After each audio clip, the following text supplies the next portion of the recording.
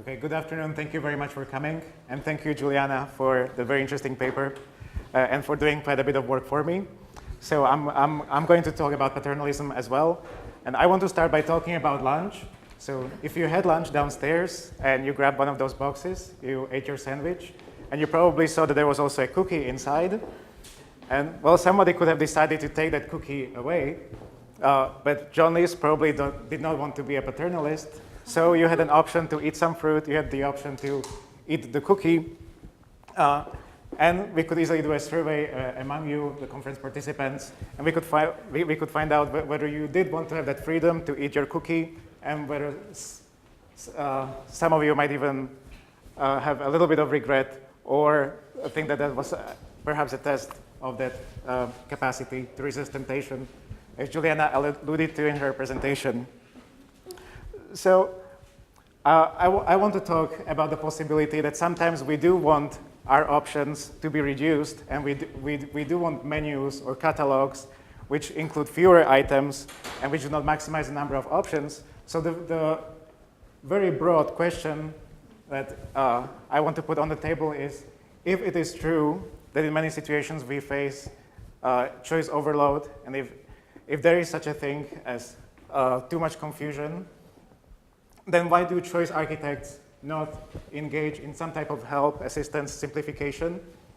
There are a couple of hypotheses why we do not see simpler menus in general. That could just be that the standard economic model might be right, and perhaps more options are always better. And I cannot make you worse off by putting more options on your menu. That's certainly a possibility. But well, another thing could be that Glenn Beck is right. So again, Juliana showed us the quote. If you do have a very powerful preference for autonomy, you do not want anybody to tell you what you ought to do, then again, a menu that is as broad as possible could actually be welfare improving. It could be Pareto optimal. Or it could be the case that you want to have a simpler menu, but you recognize that some choice architects will have a conflict of interest. And if you do not trust the person who is manipulating your menu of options, then you want to have the freedom, even if it means that you will have to sift through 100 options, whatever that might be. And finally, there are all sorts of frictions, so that when a charity is sending to me an email, I do not have a way, generally speaking, to provide the feedback to the charity and say, I would have preferred to only have 2 checkboxes in that email or in the letter. I often just have to accept the menu, even if there is a blank box, and I just donate from 0 to a million.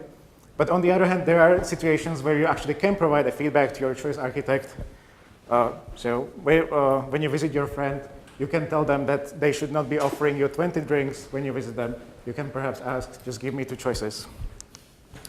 So really, the couple of open questions that I want to address through my experiment is, when do we think that it is appropriate to engage in nudging? When is nudging ethical and acceptable? And might it even be popular in some cases, in spite of all those instances of criticism that we saw in the previous presentation? So I want to find out whether it matters who is the choice architect, or what kind of decision is in front of you, and who it might be that finds the nudging desirable. This is just to remind us that most of what we do when we read research about choice simplification, we take it as a given that the choice architect is some type of official entity. It might be a government, or it might be your employer, or it might be an NGO. But there are actually many other situations where we do face choices that were designed by a choice architect. And perhaps if you do not trust the government or your employer to be manipulating you, there could be some choice architects whom you might be willing to accept some assistance from. So I want to summarize what might be the reason why an agent or by you might not be willing to be nudged. The most obvious case is that the incentives and preferences are not aligned, or the choice architect could just not have the information. Even if the choice architect does have your best interest in mind, he may not understand exactly what you want, or the choice architect may not be capable to design an appropriate menu for you.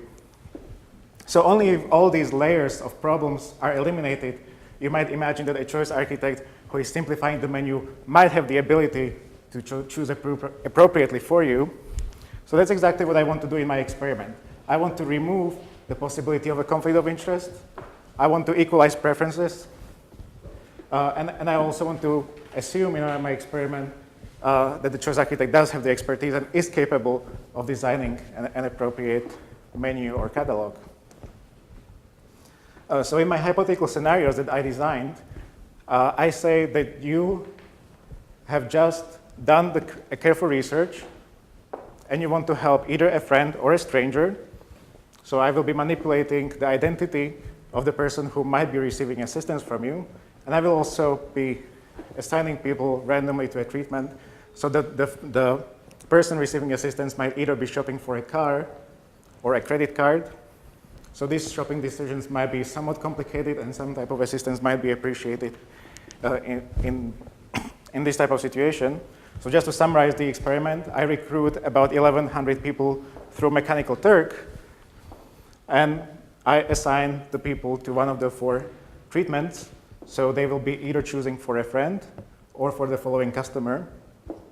And the product that they will be helping to purchase would be a car or a credit card.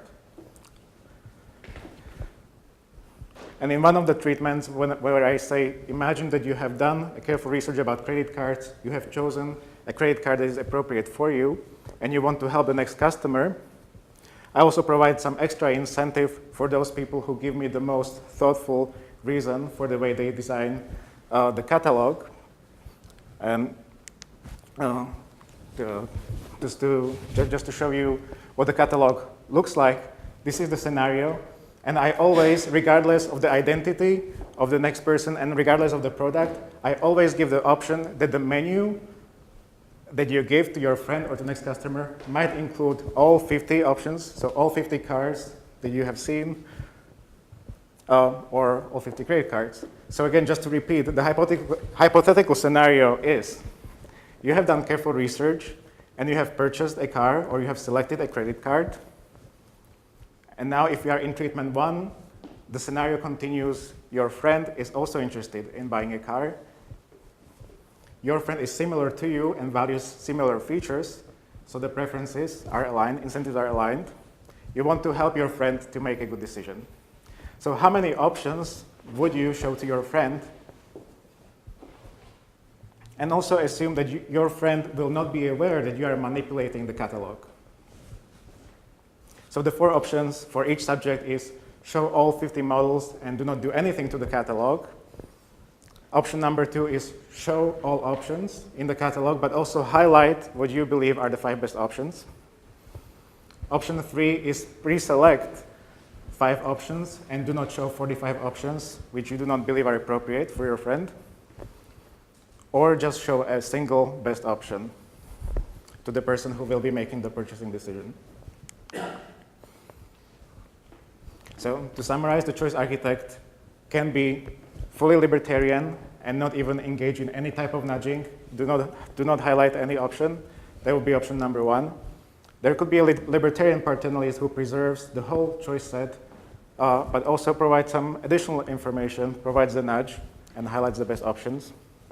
And there could be a choice architect who is more seriously paternalistic and just narrows down the options, simplifies the menu, makes the catalog so small that it only includes either 5 options or just a single option.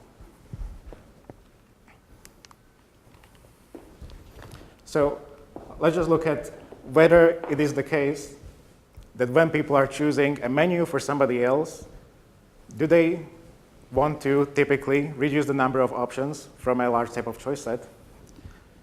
So when they choose the catalog for their friend, and they know that their friend is shopping for a car,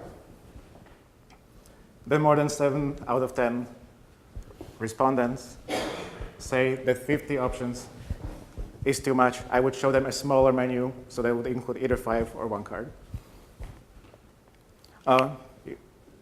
You see a similar result for credit card, but when the target of assistance is somebody that the person does not know, it is the next customer in a bank, and people are supposed to make some kind of choice architecture decision for the next customer, then the strong paternalism decreases from 70 to 40%. So what about nudging? Are people reluctant to show or to let other person benefit from their own research and do some highlighting? The answer is no. The vast majority does at least engages in some type of nudging. They highlight what they believe are the best options. And that's the case for both products and both types of recipients of aid. So just to test formally whether the identity of the recipient matters, I run a couple of logic regressions. So remember that I assign all respondents just to one of the treatments. And if my baseline treatment is choosing a credit card menu for the next customer, then if instead I assign that person to choosing for their friend, then the odds of being more paternalistic, so highlighting, that will be column 1, increases significantly. And I can increase the probability of being paternalistic even more as I move from column 1 to 2 and 3. And just to show visually kind of how the distribution of these decisions would be moving, there are very few people who are completely libertarian when they are choosing for a friend. That's what you can see on the left. And the friend is usually likely to see only 5 options, and somewhat likely to see a single option. Choosing for a stranger, people become more libertarian. They're more likely to show all 50 options, and they're less likely to simplify the catalog. Now, what about the difference between shopping for a car and shopping for a credit card? So there's a little bit of a difference, and some people do believe that when somebody else is shopping for a credit card, they should only see one option. That's what comes out in the regression, and you can also see it on this chart. There are about 10% of people who believe that the choice of credit card should be very simple, but the majority of people believes that the appropriate choice is not 50, but it's closer to 5. So the following question that I tried to address in this experiment is, what if the recipient of the assistance knows that some type of manipulation was taking place before the next person comes to the store? So again, if people believe that paternalism could be helpful, but that it is also not desirable for political reasons, or because they look like they are too judgmental in pruning down and making the menu simpler, then you can imagine that subjects would be more willing to make the menu as broad as possible. And that's indeed what I see in the experiment. So people become slightly more libertarian. The effects are small, but they are very significant.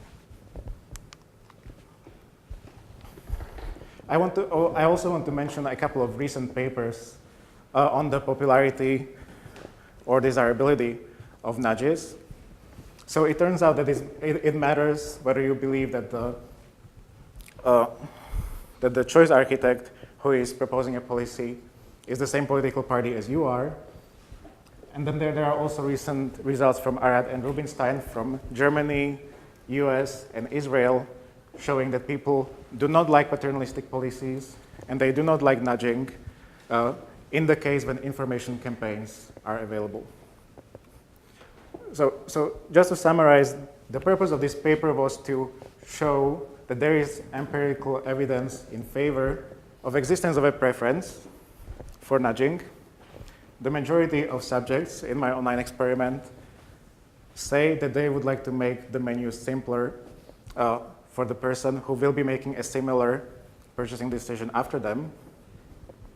If they know that person, they are even more likely to be paternalistic, presumably because they're less afraid of backlash or they believe that the preferences are well aligned.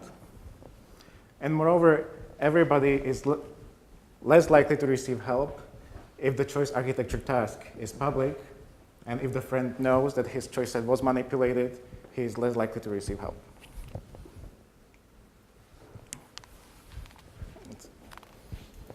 So my contribution obviously cannot fully answer why we do not see more simplification, but what I can show is that the standard answer, which even appears in Rubinstein's paper, namely that people dislike being nudged and they would not support paternalistic policies, it clearly relies on the identity of the choice architect. So perhaps a lot of the opposition against nudging comes because people may not trust the mayor of New York to just pick the right size of the cup.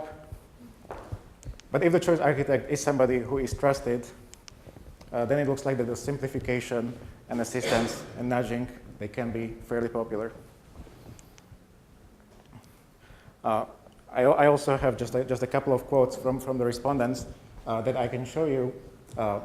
So more than 1/2 of respondents expressed some type of frustration from facing 50 options, and they do say typically that they believe the person who comes after should be able to benefit from prior research that has been done by the choice architect.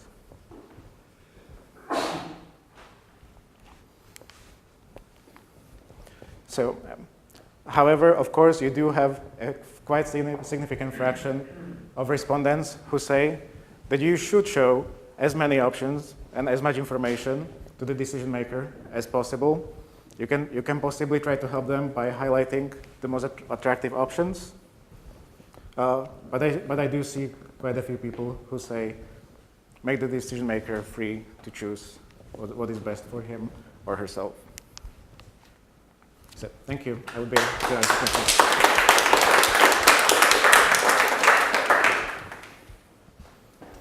Yes, please.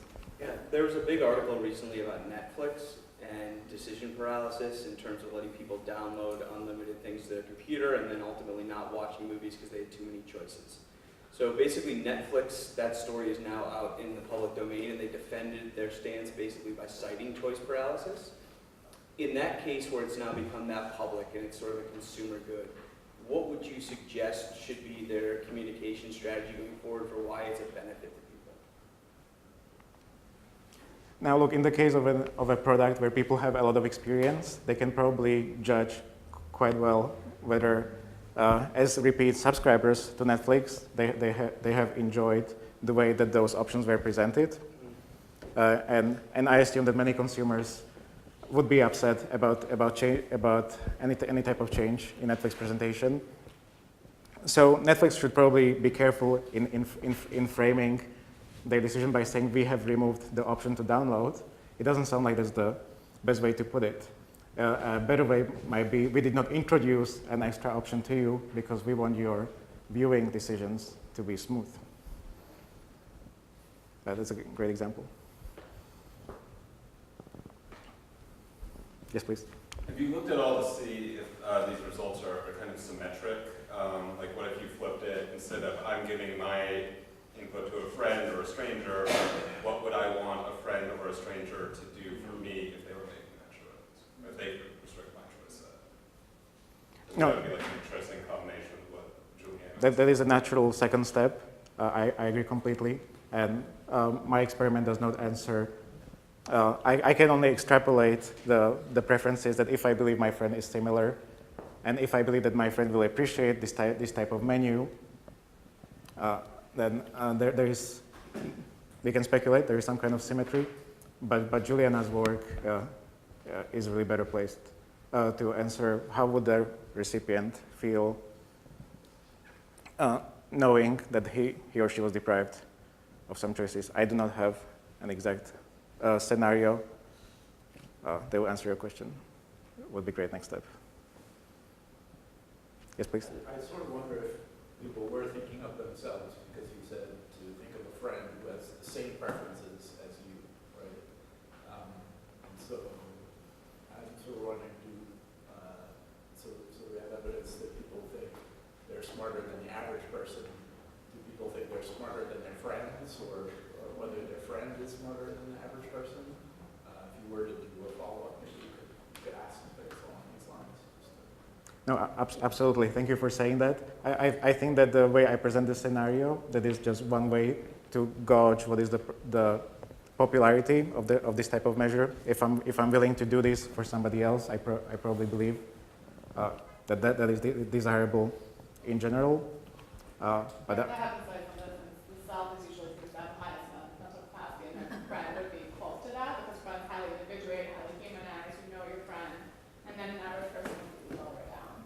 But your mechanism seems very different from mine. It's more about how the similarity of preferences, how that would affect what people prefer. So I think it's a little different. although humanization is, of course, closely related. Yeah, different mechanism. Yes, please. I wonder how this relates to group choices. And so, for instance, if you have an executive director working with the board of directors, and do they just give, and it's a strategic planning process, do they just give them all the options of what we could do, or do you limit a choice? Have you ever thought about how this relates to group dynamics? No, that's a fantastic question. So I was already trying to design the experiment in a way that would not be too abstract. But in some sense, this is an abstract paper where I ask people to imagine to have a menu that is confusing and to have a simpler menu and to then judge the trade-off between simplicity and possibly a higher quality decision, but sacrificing the freedom. I would imagine that in a group setting, again, the person who is choosing what to show might be reluctant to be perceived as somebody who was pruning the options and even concealing some of them. So it really would depend on what the board knew before the options were presented. Thank you for that question. Did you also have? Yeah, I think it's a little related to the Netflix idea, and so for me, this seems to be contradictory to a lot of the other research that we see, which is about decision paralysis, right? And so what's it mean that sort of as an individual you have a very different perception of how you may act or what you may want versus what we kind of know from the research as you as a member of the overall group? No, right. So the way I would choose to interpret these results is that the respondents believe that they can help to make a higher quality decision by engaging in some types of paternalism. But it does not necessarily follow. It's not that to reality. I mean, that's a. No, you are right. I do not know the exact reason why they believe that the person receiving assistance would be better placed to make a good decision. So it could be because they're less likely to be paralyzed and less likely to procrastinate. I personally believe that's why they choose to make the menus and catalogs simpler. Just reducing headaches and reducing the probability of procrastination, reducing paralysis. I think that's part of the motivation.